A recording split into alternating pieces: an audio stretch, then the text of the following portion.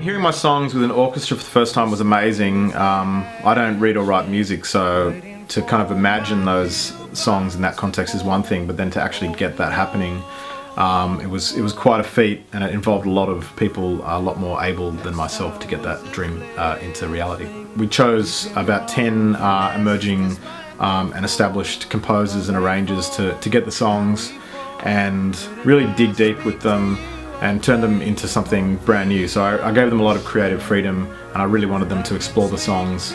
It's a foreign world to me, you know. The songs are very intimate. I wrote them literally in my bedroom for most of the time, and then to hear them in that context, it really brings them into a brand new kind of world. So I've always learned everything by ear and written songs by ear, and sort of taught myself how to play guitar.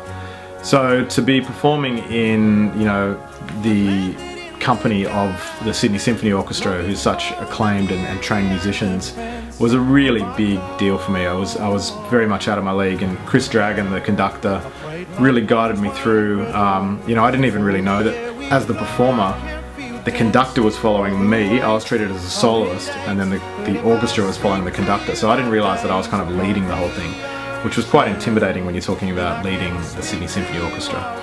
I chose the set list was just based on basically my favourite songs and the songs that I figured would kind of work in that world best. So I didn't choose necessarily all the obvious singles.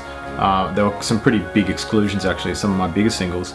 But I felt like it was an opportunity to let some of my favourite songs and songs that are, you know, more like B-sides or album tracks to kind of have a bit of a brand new, fresh kind of breath of life.